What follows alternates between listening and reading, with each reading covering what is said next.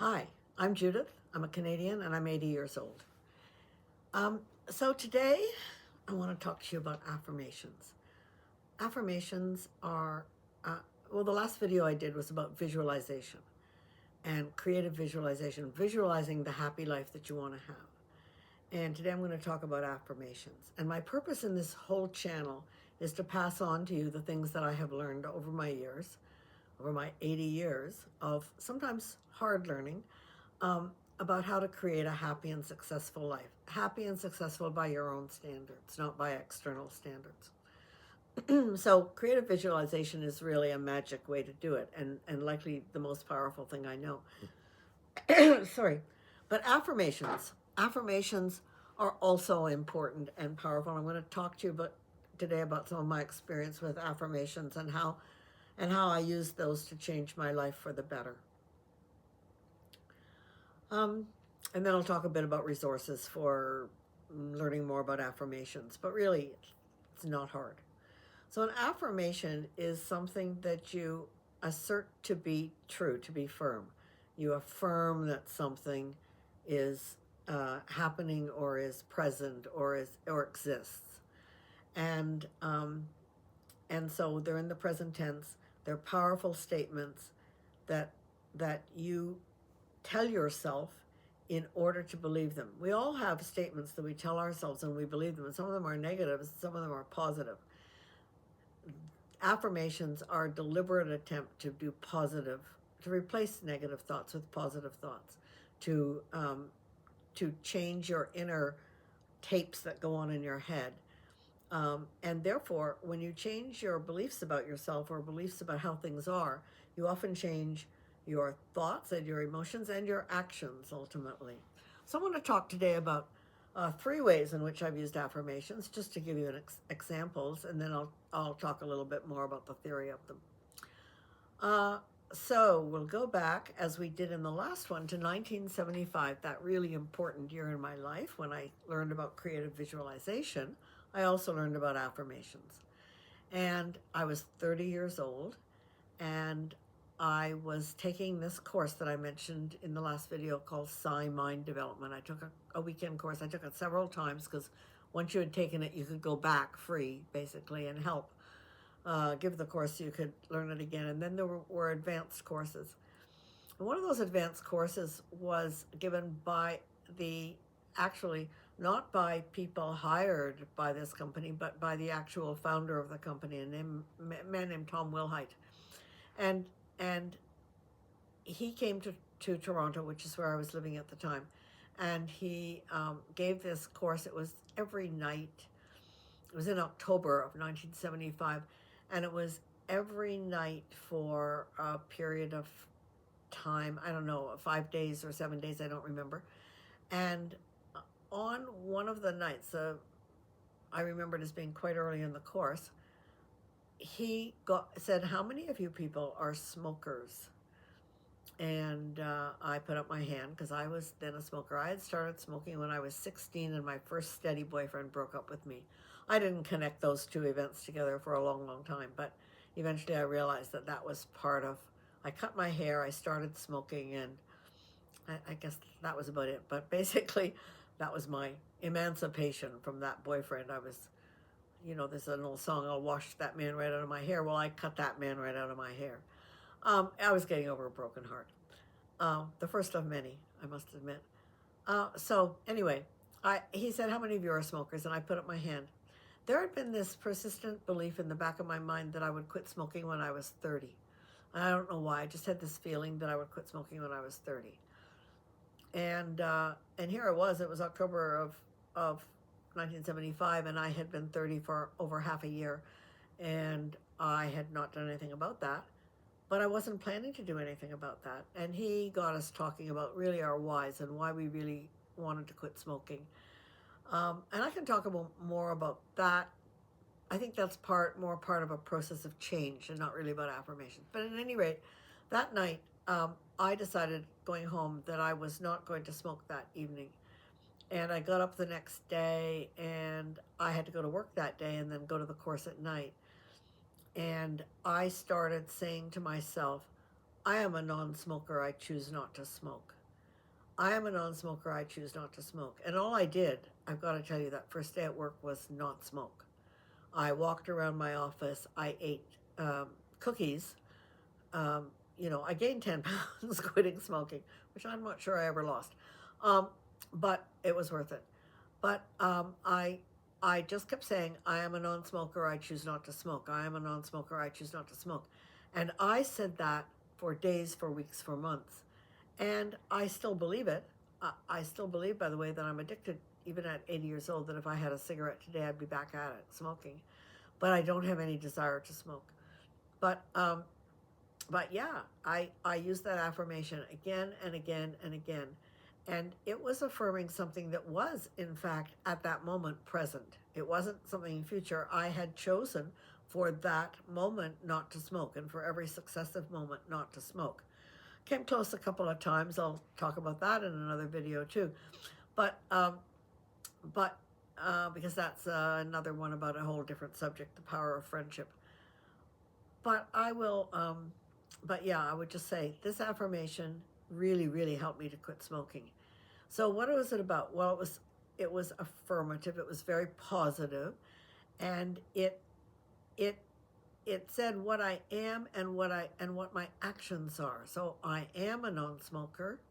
Already I am a non-smoker, even though I'd only been a non-smoker for maybe a couple of hours, not even 24 hours. I choose not to smoke. So it gave me the sense of having agency, that it was my choice, that it was about um, what I did and what I chose to do, and that was really my choice. And that made me, I mean, it just filled me with a sense that I could do it. Did I believe it at every minute? No, not really. And then I would just recite it. I am a non-smoker. I choose not to smoke. I am a non-smoker. I choose not to smoke. I am a non-smoker. I choose not to smoke, and so on. Excuse me. I don't know if I'm getting over a cold or what, but I've got this little cough. Um, so that was one example of it. And I have not touched a cigarette since this day. I did, for about a year afterward, get someone else, my boyfriend at the time, the one I was affirming about, doing visualizations about marrying, to light my, because he still smoked, he would light my cigarettes at a party, and I would walk around holding the cigarette like this, and tapping it and looking very sophisticated with my cigarette. But I never actually smoked it.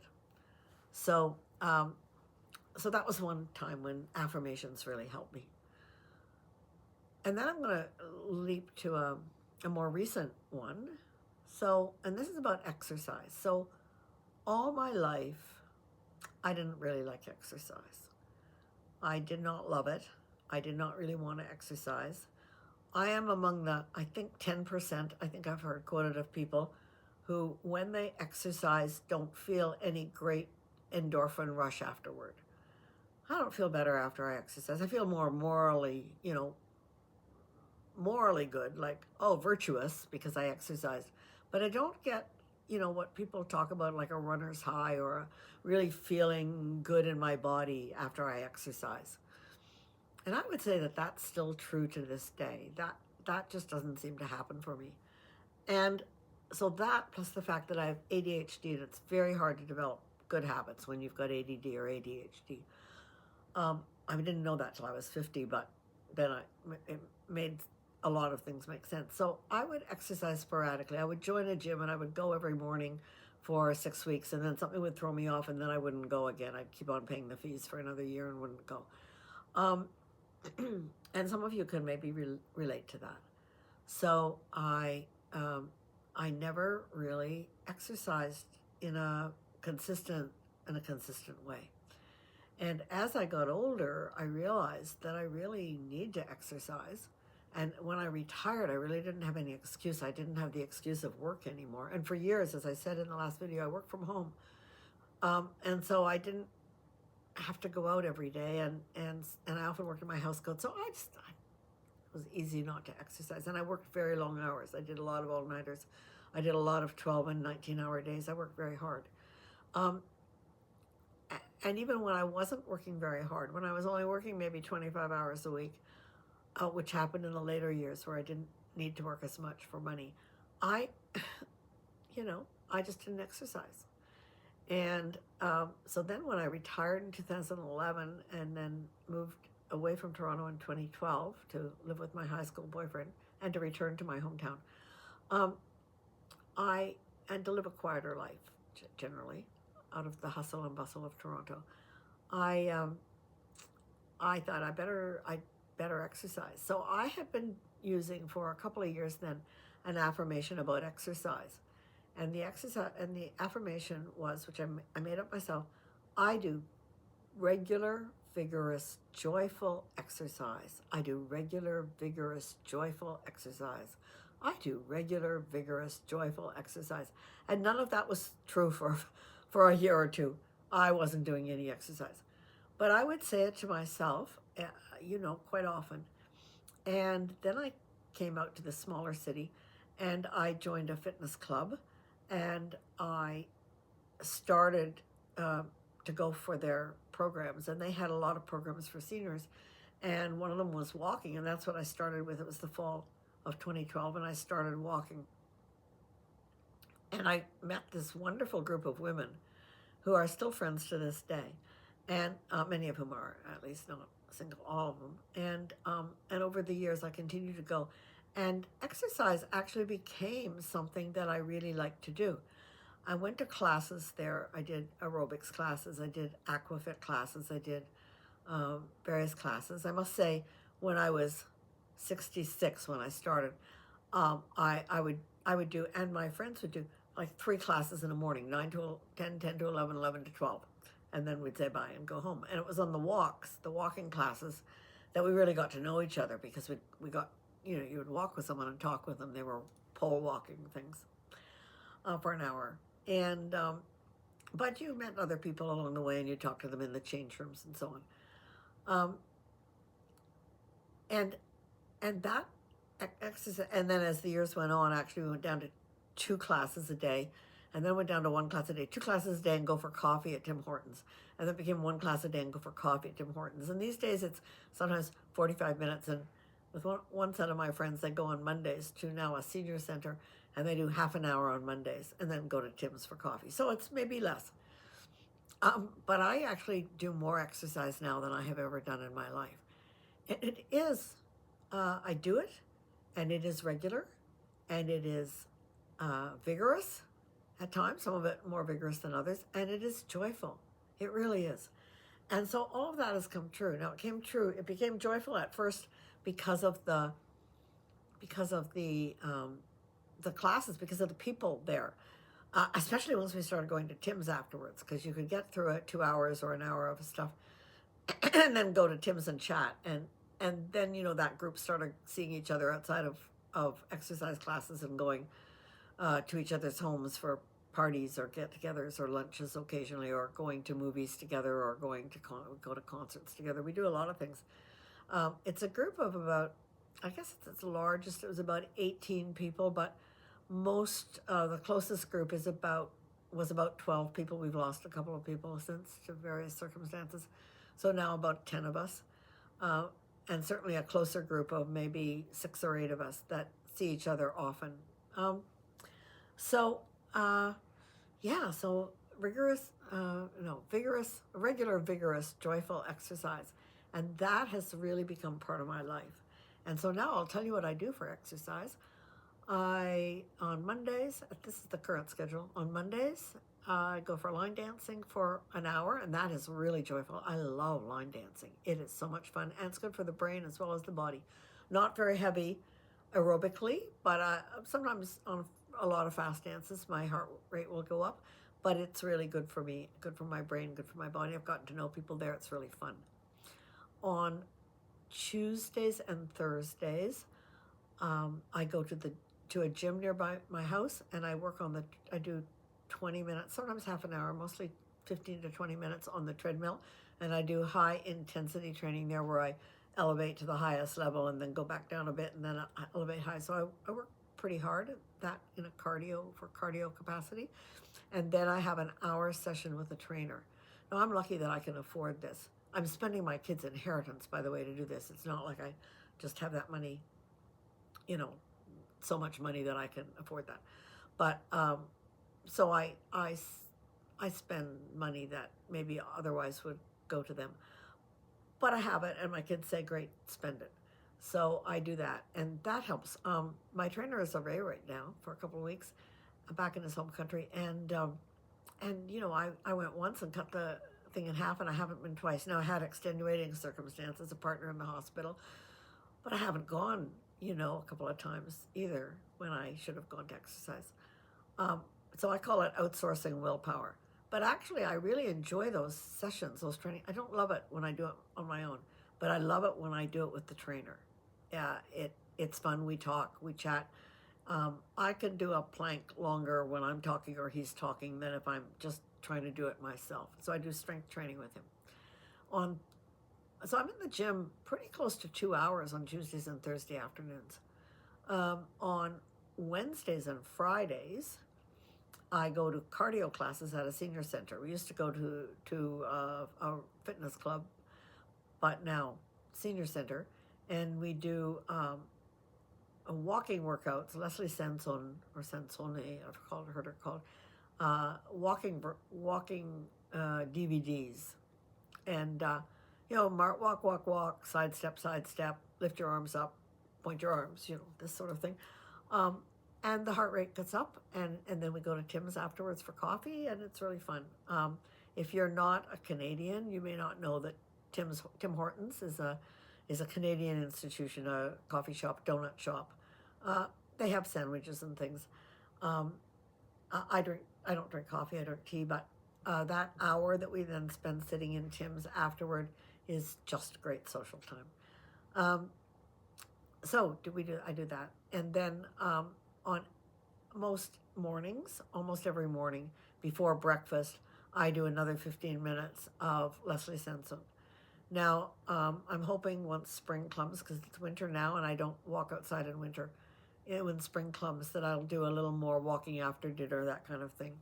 Just light exercise after meals to bring blood sugar down. That's good for my health. Or walking with my friends outside. They walk all winter, some of them. I'm not doing that. But actually, now that we're getting older, we're all hitting our late 70s and early 80s, more people are going to a walking track to walk. I tried it one time, but the hockey games were too loud. So maybe in the spring, when the hockey's not so much, I'll go and walk with them there or walk outside. So I do a lot of exercise, and that really is because my subconscious brain got the idea that what I wanted was regular, vigorous, joyful exercise, and supplied me with the options to do that, and the opportunities to do that. I didn't look out, other than joining the fitness club initially, I didn't look for any of those other opportunities. Well, I guess I did for the gym, but it came about quite naturally that I really wanted to do those things. So that's good. And then the third one I'm going to talk about is the third time I used affirmations.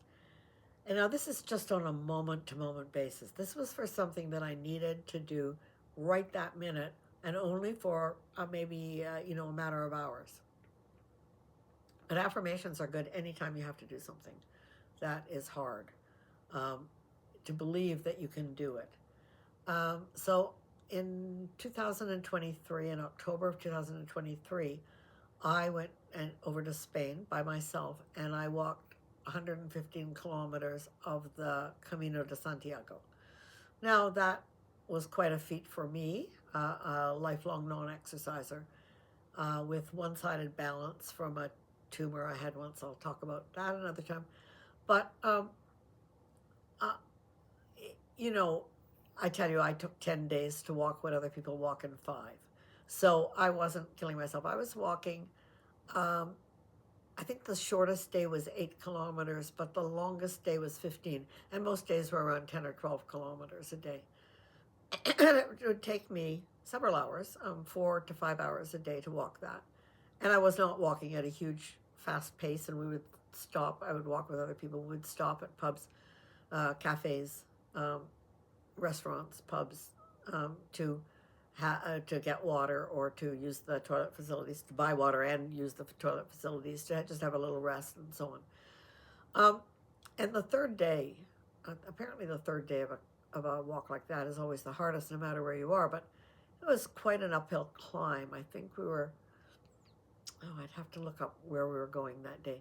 I was walking from Sarria, Sarria, Sarria, or Sarria, in Spain, into San Diego to Compostela. And on the third day, it was quite uphill. And it was hot out. It was October, but it was 32 degrees. And it was afternoon and the sun was beating down. And there I was trudging up pretty, I mean, not mountains, but pretty steep hills. And I was really tired. And I had a light backpack on my back. My luggage had been sent ahead. I was staying in private hotels. I wasn't doing this the hardest way you could do it. Um, but I had a light backpack on my back and I was walking and I was really tired and I didn't know if I could make it. And what I did is I just chanted to myself. I said, pilgrims have done this for thousands of years. Pilgrims have done this for hundreds of years.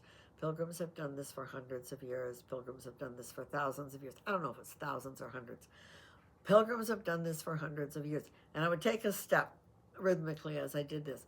And what that was saying to me was, if all those other pilgrims could do it, I can do it too. And they often had it much harder. Some of them were walking barefoot. Some of them were walking loaded with big packs. People were doing it. People did it on their knees, honestly.